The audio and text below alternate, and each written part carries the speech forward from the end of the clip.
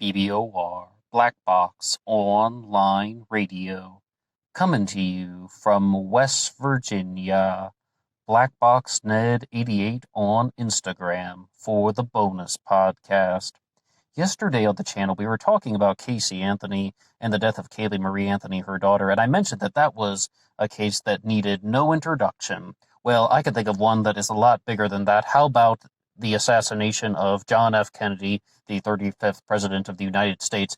And I was thinking about it today, and I was saying, perhaps that is the most famous murder of the 20th century, definitely here in the United States of America. But I mean, that, of course, is an arguable question about which murder would definitely be the most famous, but definitely up there, the assassination of President John F. Kennedy. And this is going to be part of a multi-part series. If you haven't heard our introductory piece, I'm going to include a link to that in the description box here. What was requested on this channel by one of the listeners is something about the role of the Israeli Mossad in the assassination of John F. Kennedy. And my simple response to that was, we're going to have to do a multi-part series. And the reason why is there are actually a few angles of the Mossad that we want to talk about. Also, we're going to get to Epstein. That's Jeffrey Epstein, talking about him, of course, as well as 9/11 Truth. This is some very new material for the channel. I guess we've mentioned Jeffrey Epstein before, but the Kennedy assassination, 9/11 Truth, we've never touched these subjects. And I mean, I can talk to you about 9/11 Truth for a little bit, but when it comes to the Kennedy assassination, yeah, I saw the Oliver Stone movie, but once again, that's a movie all the same. When it comes to going through the conspiracy theories associated with the Kennedy assassination, I had not watched even one documentary on that subject until going through some things for these uploads here. This is new territory for me, and the only justification to have some novice like me talk about this subject is, number one, I can share my journey with you about going through the pieces of information. And number two, sometimes a fresh set of eyes might be able to see something in a different way. And that's why I love reading your comments that you guys leave on these uploads, because when we talk about true crime cases, sometimes I get tunnel vision, and I'm sure this happens to a lot of people. You just start thinking about the same thing over and over again, and then somebody shares a very simple sentence, but then it adds a new level of perspective, or it's just a very insightful remark. But so I don't go running into the deep end, or diving into the deep end, rather, or into a subject that I will, make a lot of mistakes in. I would like to start with something very basic, just to start with some figures. Right now, I have something from Gallup poll here, but this one says, this is a poll of what do American people think could be a motive behind the murder of John F. Kennedy. And I mean, maybe you don't think the general public has any value at all, but let's look at if there was a conspiracy theory involved in the murder of President John F. Kennedy, well, what was the conspiracy? Who was involved? Let's look at what they say here. At the top of the list, and these are the highest figures tied for the top. So let's just say number one, the highest. Mafia, organized crime, that's one. And also the U.S. government, federal government, non-specific. Just saying that, and some aspect of the federal government, someone inside the federal government, some component of the government. But I mean, mafia, organized crime, that's what, that was the highest one as well on the list. And I was quite surprised about that. I mean, when I talk to people about the assassination of John F. Kennedy, yes, people mention the mafia very frequently, but I didn't think that they were number one, because the next one on the list, coming in at the second highest, about what Americans would think that who could be behind the assassination of John F. Kennedy, if indeed a conspiracy took place, would be the CIA. When I have conversations with people, they often lean toward the CIA as being the culprit, or they talk about how John F. Kennedy wouldn't want to go on along with certain things. And I'm going to start rambling for a second to offend the gray waters of stuff that I'm only loosely familiar with. When you talk about something like Operation Northwoods, the way that the general public learns about that is, there was this plan called Operation Northwoods. And I'm not looking at any kind of note cards or anything, just going off of the stuff that I've heard on the internet. So if I make any mistakes, I'm open to correction. You can drop something in the comment section below. and correct me if I misspeak, but there's Operation Northwoods, where the United States government and the CIA, like the American things working behind the scenes, of course, the deep state will be tied into this. They want to stage terrorist attacks and blame it on the Cubans to justify a war with Cuba. And John F. Kennedy thwarted it. He shut it down. And the conspiracy theory skeptics love to tackle this one because they say, ha ha, look, a president shot down a crazy, ridiculous idea. This is how government functions. I believe that's almost even a direct quote from Michael Shermer. But I mean, obviously, that's just one instance. I mean, a lot of people are just like, well, hey, just because one president here ended something that was very destructive, he ended a very destructive plan, that doesn't mean that other presidents on this side or any other president is going to follow suit or behaving the exact same way. I mean, obviously, but conspiracy theory skeptics really like to go on with that. After the CIA on the list, the third highest culprit in the assassination of John F. Kennedy, if indeed a conspiracy took place, Fidel Castro and the Cubans. Well, what were we just saying about Kennedy not going to okay, Cubans are on the list. The next one, fourth, special interests who disagreed with his policies, nonspecific. And I think we can just leave it at that for now. I don't really have too much to say about that one. But the next one on the list, actually this one is tied for fourth. We would have political groups, nonspecific. Then we would have the Ku Klux Klan. Did I say Ku Klux? I always do that. Ku Klux Klan, Kuklux. Ku Klux Klan. I've been making that mistake ever since I was a kid. It happens. And believe it or not, the Ku Klux Klan really comes up a lot. This was some new territory for me. As I said, I'm relatively new to going through the Kennedy assassination conspiracy theory literature, documentaries, and all that. I really did not expect that the Klan would be coming up as frequently as they did, but yes, indeed, that one is there. And after the Klan, going next on the list, we have Lyndon Johnson. I wonder why. How on earth, why would Vice President Lyndon Johnson want John F. Kennedy dead? I can't possibly imagine. After Lyndon Johnson, the next one on the list, once again, if indeed a conspiracy took place, who would be behind it? The Soviet Union, Russia/communists. It doesn't say the KGB, but we might as well just include them in there. And after this one, I mean, all the way down here, multiple people / more than one person, nonspecific. Perhaps there's something to do with a grassy knoll. And I remember when I was watching one of those countdown videos years ago, and they're talking about the most famous conspiracies of all time, something to that effect. I forget if it was from All Time 10s or List 25, one of those countdown videos.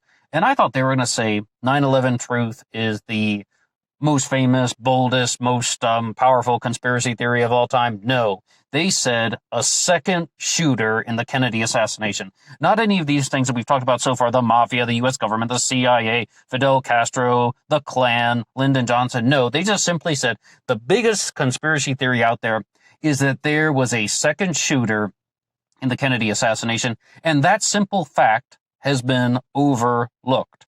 I mean, I would love to hear any of your responses in the comments section, especially of you Kennedy assassination experts out there. I would love to hear what you have to say.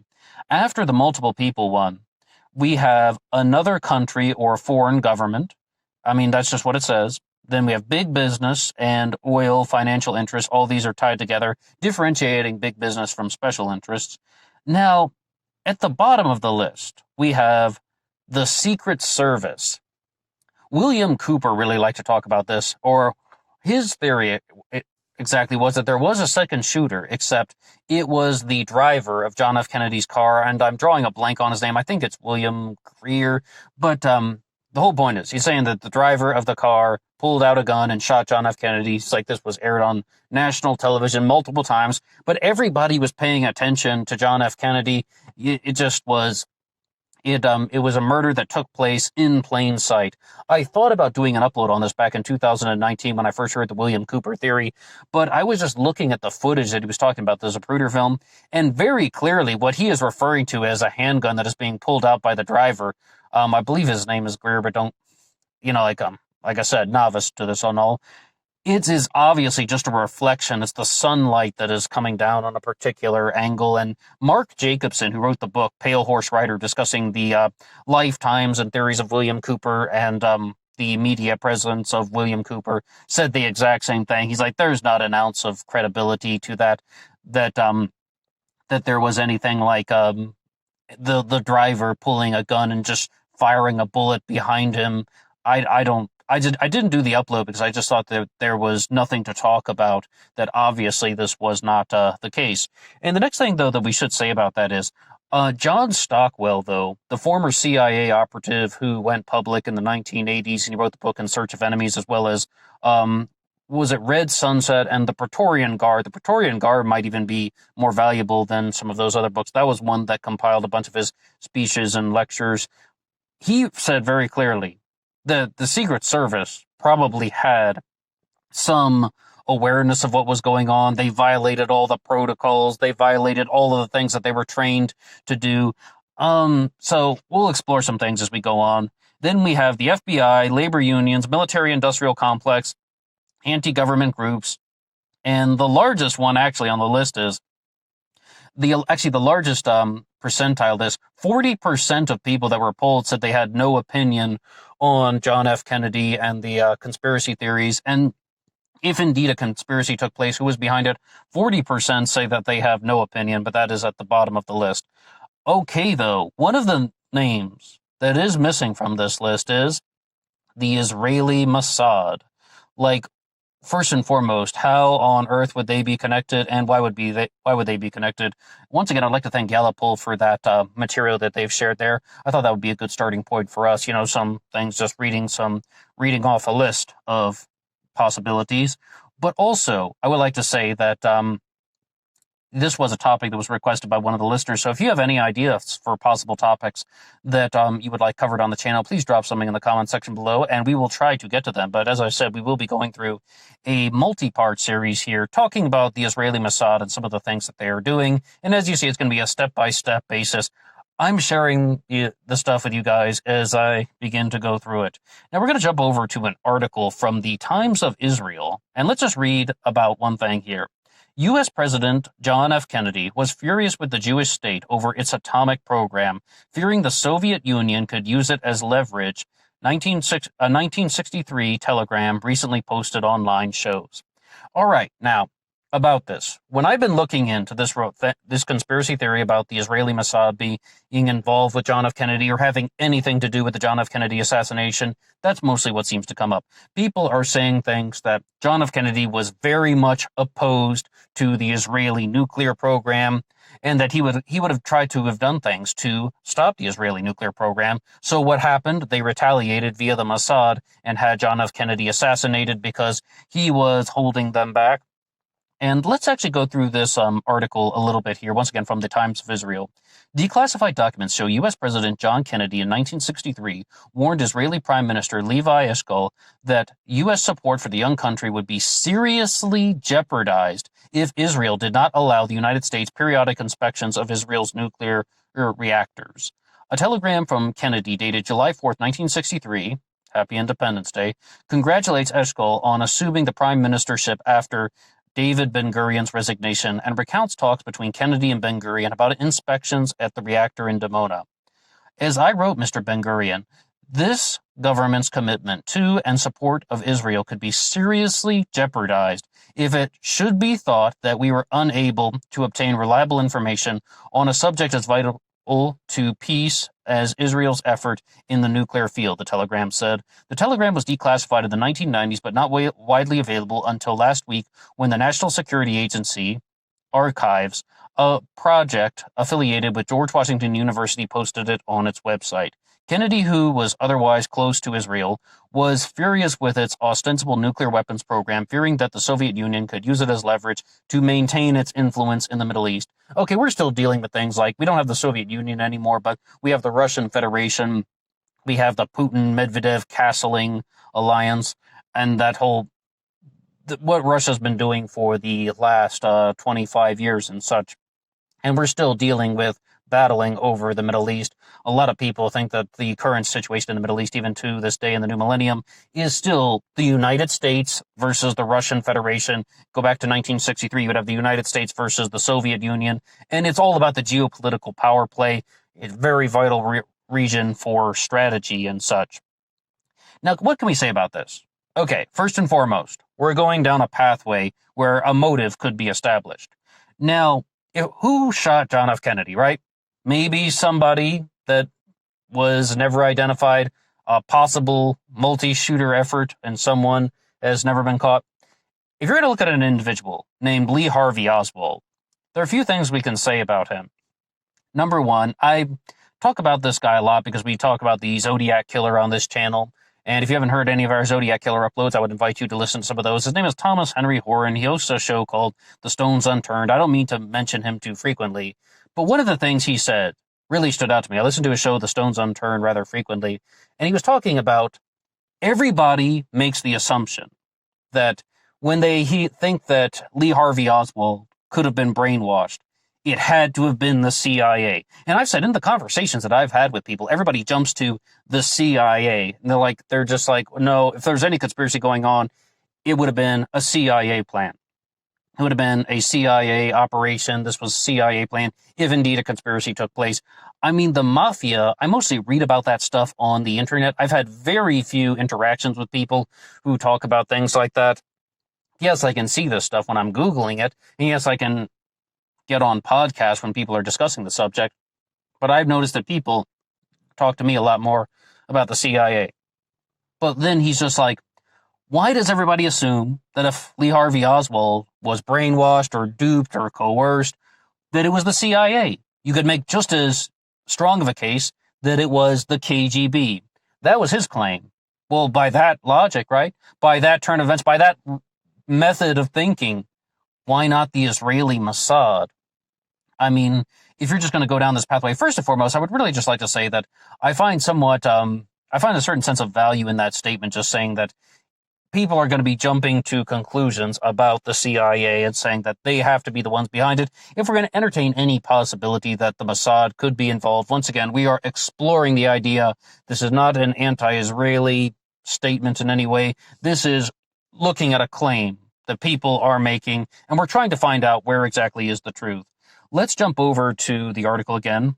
Shimon Peres, then Deputy Defense Minister, who later would lead the country as Prime Minister for 2 stints and then become President, improvised the statement that when he was surprised by Kennedy during a meeting, Peres had scheduled with Kennedy's advisor, Meyer Feldman, who also functioned as the administration's liaison to Israel and the U.S. Jewish community. Unbeknownst to Peres, Kennedy and Feldman had planned a surprise encounter.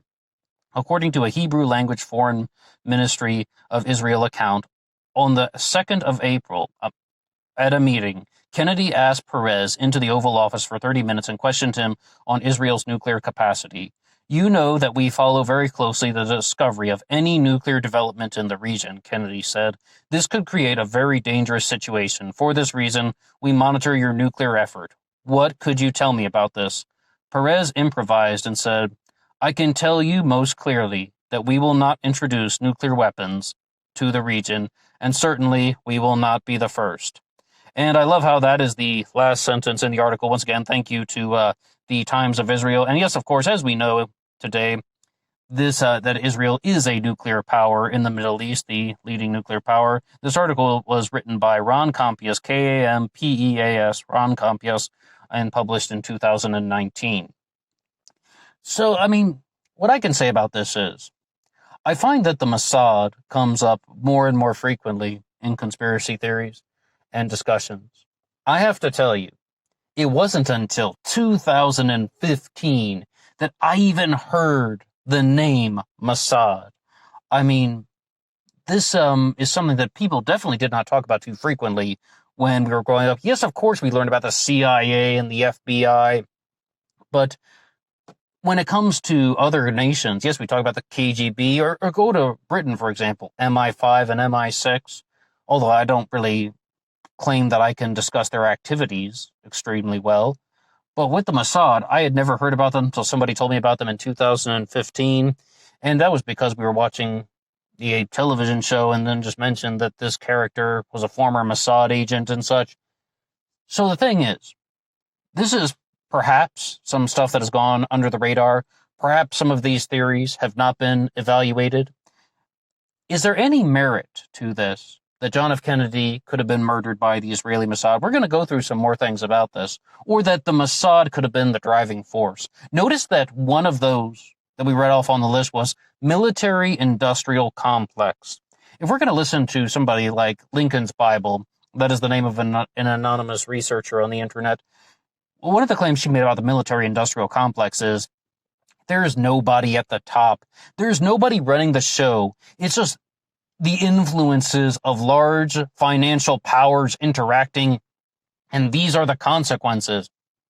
Major financial transactions happen, and these are the consequences. When we're talking about billions of dollars, there are unforeseen consequences. And that's what the military-industrial complex is. There's no person running the show. It's just the movements of the money. When it comes to the Israeli Mossad, though, I think that there is a more definitive answer. Yes, they had some involvement in the assassination of John F. Kennedy, maybe even some brainwashing plot on Lee Harvey Oswald, or some dupe and deception plot on Oswald or Ruby or something. Or perhaps that there is something different. What I can say is that the Kennedy assassination is one that pulls a lot of people in.